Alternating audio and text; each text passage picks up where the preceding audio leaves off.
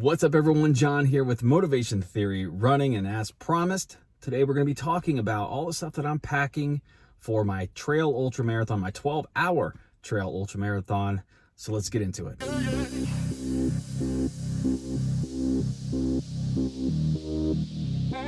All right, so one of the benefits of all the COVID restrictions is we're going to be allowed to crew out of our vehicles.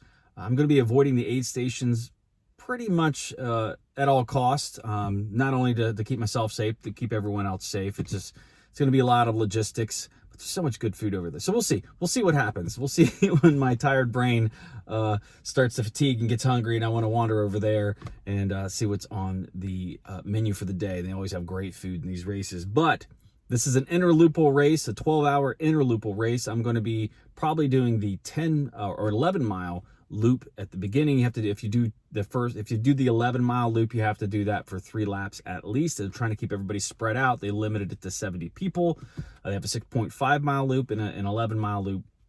So I'm going to be doing the 10-mile loop. They say 10. It's actually a little over 11. So I'm going to be doing that. So I'm going to be taking a little bit more nutrition and hydration with me on the trail, but I'm not going to get into all that. This video is to strictly go over what I'm taking, at least most of everything that I'm taking with me. And it's going to be awesome to be able to pop the hatch here and just kind of do everything out of the back of my vehicle. I'm actually really excited about that. So let's just get into it. Let's get into it quickly. So I ordered myself some nice buffs. I didn't have any really good buffs because I don't really use them a lot. I usually just cut a sleeve off of something. I'm lazy like that. But I got me some patriotic buffs here. And that'll work because they're going to get wet. They're going to get wet, so I want to switch them out. I don't like having a ton of wet clothes, especially for long ultras. I like to switch things out. There's nothing that feels better than putting on a fresh pair of shoes, a fresh pair of socks, new shirt, new shorts, something. Just makes you feel better. Anything you can do to make it feel better, you need to do it. So there we go here. All right, next, GoPro.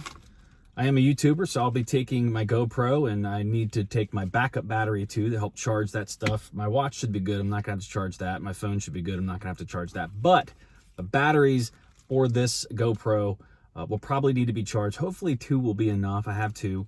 I've never filmed for that long, but I do know when I film for the YouTube channel, I can burn through probably 60 to 70% of a battery just filming a lot of stuff. So I'll just have to be prudent with what I'm filming.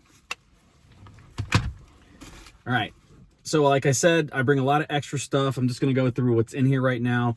I bring extra socks, extra shirts, extra shorts, layers, hats, like this. Even if I don't wear it during the race, I don't like wearing hats. This type of hat, it gets too hot. I like to wear, where is it? This type of hat. One that I can put on my head, it wicks, and I can take it off.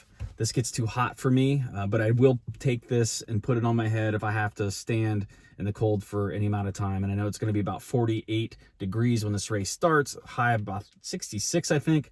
But after the race, you're dealing with your body having issues with keeping itself warm. So I'll put this on my head then. Gloves to start the race, wicking gloves, and the ability to touch my screen on my phone. That's definitely paramount. Beginning of the race, it is required. It's going to be dark. They're starting everybody at 6, so it's not going to be dark for very long, but they are requiring you to have a headset if you're starting. They're starting off in waves, so I don't know exactly where I'm going to be, probably towards the end. So we're going to see how that works, but there could be some time that I have to run in the early morning darkness. So going to back up too, just in case. Always take this. It's several rolls of, not several rolls, toilet paper and a handy wipe, and that's it. Usually I carry that in my pack when I go out on the trail, just because you never know how your stomach's going to be. So it's always good to have some toilet paper, baby wipes, and stuff like that, just in case. Ace bandage, self-explanatory. I don't know, never needed it. Don't want to have to use it, but I have it. Lotion, so when it's cold, lotion and Tylenol, self-explanatory. Extra mask. Not going to run in this one, but if I needed an extra mask, if my buffs are all disgusting and I need to put a mask on that I feel like is a little bit better of a mask, I got one there. That's new to the to the kit that I've never put in years past. I've ordered a bunch of stuff, all new hydration. I need to restock. Got me a whole new set of Cliff Blocks. Love these things. I got lots of different flavors. I got tropical punch, mountain berry. Break into this. I'm probably hungry. Black cherry. Have probably 18 packets in here. You don't need that, but I'm taking it. I'm not going to have all those, obviously. I'm going to keep track of everything I eat in this, so that way I can report on it and keep it for my own records. So Cliff Blocks, love them. My stomach does really well with them. I replenished my goos. Ordered a bunch of those, so I think I have 24 goos of all different types. Tri-berry,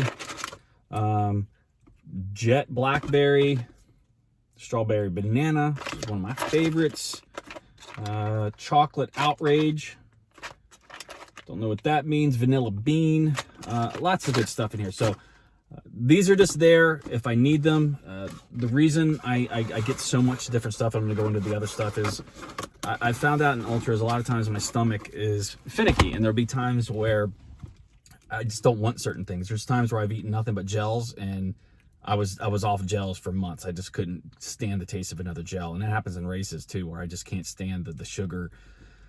I don't know why it happens. It just happens. You get palate fatigue, you get tired of it, you get too much sugar in your system, and you just don't want to eat another gel. So I do that by I fix that by bringing a lot of variety into my kit, and I usually will then stray off into the aid station. But this year I don't know if I'm going to do that.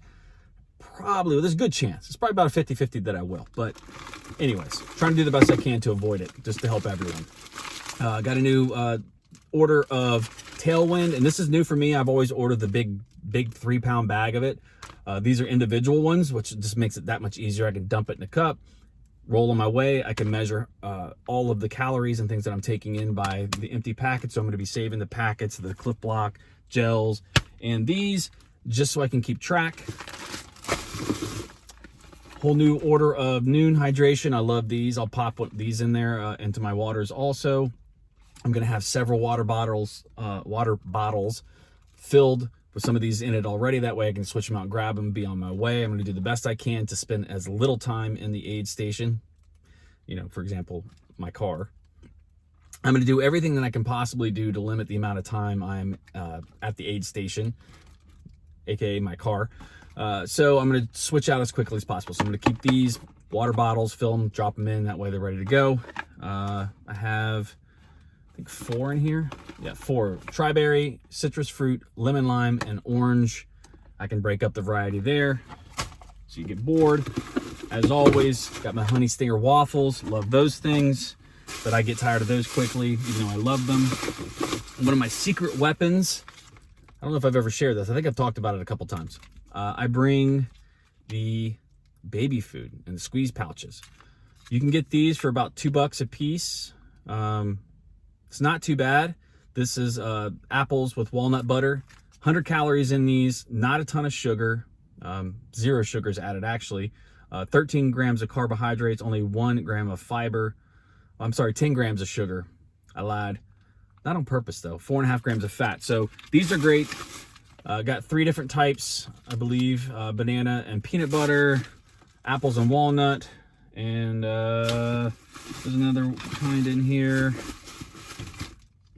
Oh, pears and cashew butter. So these are awesome. They don't taste super strong. They have a good flavor to them, and they don't hurt your stomach. They don't hurt my stomach. So it's real easy to pop 100 calories in. I do much better when I take calories in like 100-calorie increments.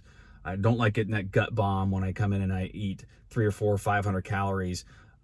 That usually happens when I'm super hungry and I know that I need something and I'm taking it all in, and it just sucks for a while because I have to deal with my stomach and that mess. So what I'm going to be doing to help alleviate some of that too is taking in smaller increments as I go along in the race. I'm going to be also doing, and I don't have them yet because I haven't made them yet, is my peanut butter and banana burritos.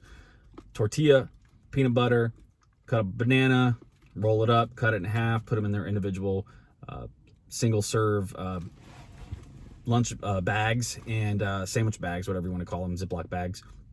And that way I can just take those out, munch on them along the way, you know, probably get 250 calories out of those. And then I can just keep things mixed up. To me, it's all about variety and staying, I don't know, entertained by it. I get really bored with the repetitiveness of the same flavors and same things, so I like mixing it up a little bit. And I'm going to be doing some of the stuff that I got in my my bi-monthly runner box too. I got some green superfood hydrate stuff, so I haven't raced with that. I've run with it. We'll see if I use that. I don't know. One of the things I always bring with me, this is the things that I just always bring with me. I've talked about this in the past.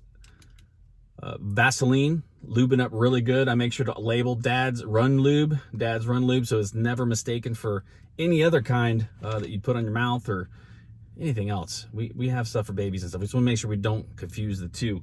Rubber gloves to go with that for application, so you don't have to deal with your hands being all disgusting from the Vaseline. Flashlight, so if things go south with headlamps and it's just not working, got a flashlight. Or looking through your kit if you're on actually on a point-to-point race and it's dark. I'm not going to have that issue. This is all going to be during the day, so a lot of this stuff is not going to be relevant. Of course, I got my stick lube here. You can put everything on that way. Sometimes it's just quick and easy. Get a rubber glove on, scoop some lube out, and hit all the parts that need hitting. Always scissors, multi-tool kit. Always have this. You just never know why. I do search and rescue too, so something you always have. S-caps, super important. Another electrolyte, kind of like you don't want to put these in your eyes. You put this in the water, but this came in a runner's box. These are pretty good. I don't think there's any flavor. You can drop it in the water, make sure you're getting enough electrolytes if you're just tired of flavors. First aid kit, more chapstick, hand sanitizer, bungee cords. You just never know what you're going to need the bungee things onto your run vest. You just never know. I got tons of stuff on there. You just never know. Little zip ties for timing chips, bibs, anything like that. Always good to have a bunch of these. I don't like the pins as much. If I can use these, I will, but pins are good for the bib. But timing chips is a huge thing. It's switching those. A lot of times you change shoes out. That's a huge process. And if you don't have these, it takes a while to go get them from somebody in the race. Just get your own zip ties. That way, if you're doing timing chips that go around your ankle, it's not a big deal, but sometimes they have to go on your shoelace. What else I got in here? Batteries, backup batteries, maps. If you're doing a race that you're not familiar with, a map of the area, just in case. You can laminate it or put it in a plastic bag, Ziploc bag, put it in your vest. Because I'm going to be in my car, tons of towels. These towels are in here to dry off, change. Reach it back, guys. Poles, these are new to me, these trekking poles. So I'm going to be having to deal with these in this race. Looking forward to it. It's kind of exciting, something new piece of gear to try out. So that's part of my gear that will be in the car. I don't know how much I'll be taking. I'm probably going to take them out each lap. So dealing with that is going to be a logistical issue with me because I've never dealt with that before. I think that is it. So other things to think about, like I talked about, backup battery, charging station to charge your phones, cameras. That's an important thing for me just because I deal with cameras and recording. Extra masks now, sanitizers. In this race, we're going to have to wear a yellow shirt if you want extra distance, or wear something that's obvious that you want to have a little more social distance. This race, they've done a really good job of planning all of that stuff out. They're starting us off in like probably 3 groups of 20 or so, and then releasing those people probably 30 or 40 seconds a piece to keep everyone spread out. If you want more distance, like I said, yellow shirt.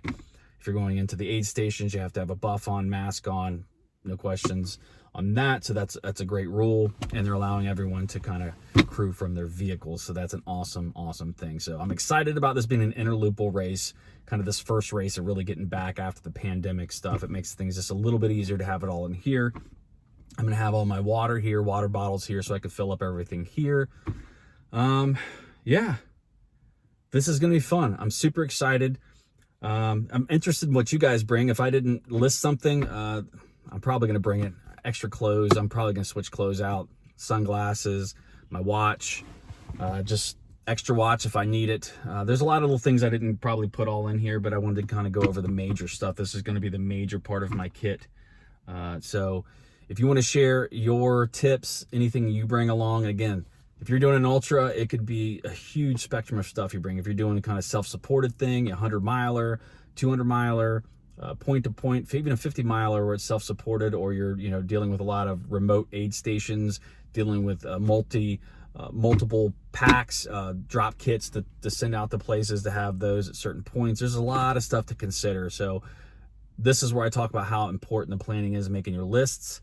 And I'll be working on my list probably tonight and tomorrow just to make sure I have everything I need, get everything loaded in my car. Friday, just make sure I have everything. I just only want to think about it. So I'm going to go to sleep. I think they're letting everybody in about 4:30 in the morning. Race starts at 6, 12 hours.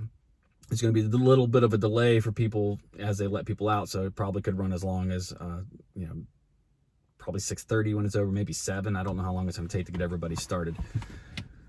Whew. So far, you guys have watched my training, and I'll leave the video at the end of this one of the training that I've been doing. I was really planning on doing the 6.5-mile loop, and they've added this 11-mile loop at the last minute. So I've been playing with that. I looked out on Strava, planned the whole thing out, and it's only got about a little over 1,000 feet of elevation gain per lap versus the 600 for the 6.5. So I think it's actually almost better to do the 11-mile. You get a little bit more miles in with not as much elevation gain for doing the 6.5-mile loop. So anyways, see, there's all kinds of stuff to consider. You got to stay flexible. You got to stay positive. Get your stuff together. Let me know in the comments what you bring. If I didn't add it in here, it's always good to share with the community here. Thanks for watching. And if you're interested in the rest of the training that I've been doing over the last month or two, or the last year, I think I'm on close to week 40 now of the year. Doing good. Still 42, 43 pounds lost this year. Feeling good. So if you want to watch some of that, go ahead and click one of these videos, or over here. Sorry, it's going to be over here, I think. The video over here, and I will see you in the next video. And I'm going to be recording, so I look forward to sharing with all of you how I do in the race coming up. So see you in the next video, guys. Take care.